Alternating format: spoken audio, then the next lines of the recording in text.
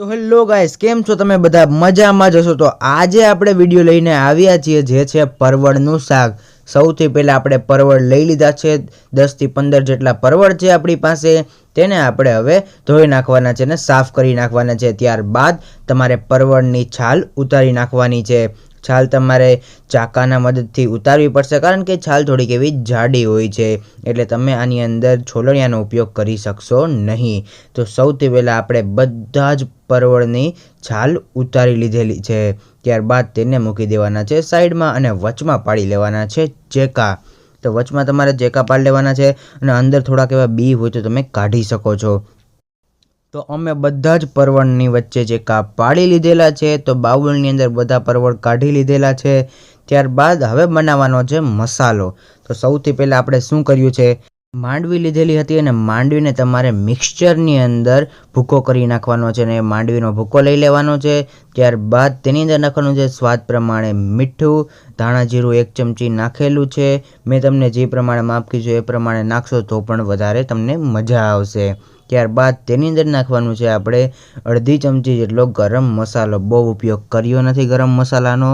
અને ત્યારબાદ નાખશું તેની અંદર હળદર, એ પણ અડધી ચમચી. આની અંદર ચટણી નાખવામાં આવેલ નથી. તીખું તમે ખાઈ શકતા હોય તો તમે આની અંદર ચટણી પણ નાખી શકો છો. ત્યારબાદ તેની અંદર નાખવાનું છે તમારે ખટાશ ને ગળાશ. એટલે સૌથી પહેલાં આપણે નાખ્યું છે લીંબુ. અડધાથી ઓછું થોડુંક લીંબુ નાખેલું છે અને 2 ચમચી જેટલી ખાંડ ઉમેરી દીધેલી છે. આ શાક જેમ ગળ્યું હશે એમ તમને વધારે મજા આવશે.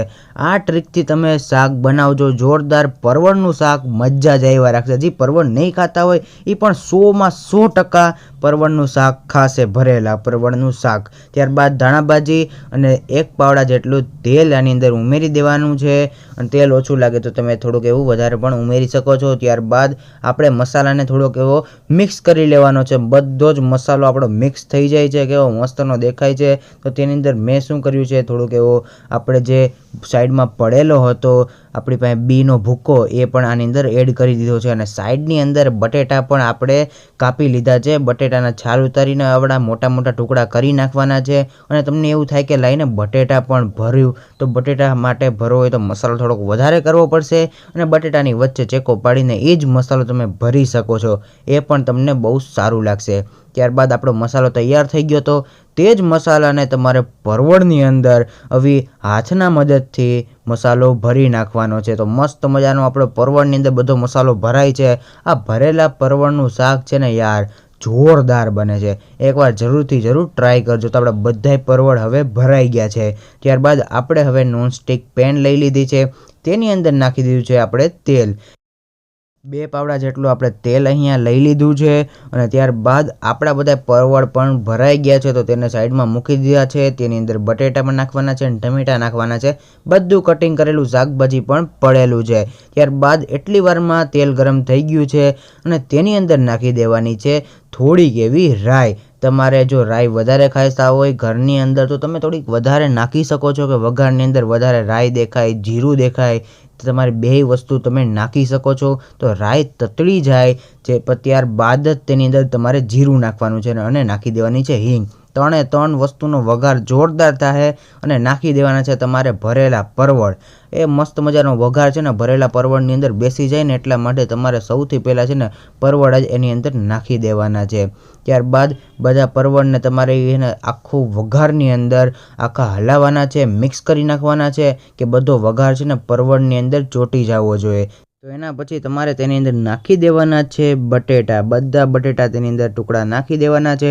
અને ભરેલા હોય તો પણ તમારે તેની અંદર નાખી દેવાના છે. ત્યારબાદ બેયની અંદર વઘાર તમે જોઈ જ શકો છો બેસી ગયો છે. અને હવે તેની અંદર નાખી દેવાની છે આપણે હળદર. આપણે થોડીક એવી હળદર નાખી દીધી છે. મસ્ત મજાનો પીળાશ જેવો કલર પણ આવી જાય છે. અને હવે છેટ નાખવાના છે તમારે ટમેટા. હા, ટમેટાના આવડા અમે ટુકડા કર્યા છે. બહુ મસ્ત લાગે છે. તમે આ જ પ્રમાણે શાક બનાવજો. ત્યારબાદ આપણે 2 થી 3 ઘૂંટડા જેટલું પાણી તેની અંદર એડ કરી દીધું છે. અને મસ્ત મજાનું તમે જોઈ જ શકો છો કેટલું મસ્તનું શાક દેખાય છે. હવે તેને તમારે ઢાંકી દેવાનું છે.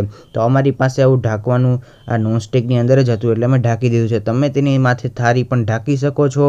તમારી પાસે જે પણ વાસણ હોય તે ઢાંકી શકો છો. તો મસ્ત મજાનું શાકનું તમારો ટેસ્ટ છે તેની અંદર બેસી ગયો છે. ત્યારબાદ અમારી પાસે થોડોક એવો મસાલો વધેલો હતો અને હું તો કહું છું કે થોડોક એવો મસાલો તમારે વધારીને જ ટ્રાય કરીને રાખવાનો છે.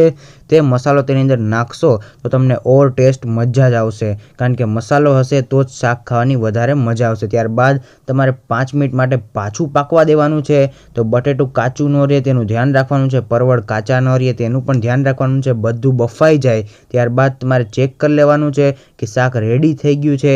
તો ત્યારબાદ તમારે તેને પાકવા દેવાનું છે અને કાઢી લેવાનું છે ગેસ ઉપરથી. તો મસ્ત મજાનું શાક તૈયાર છે.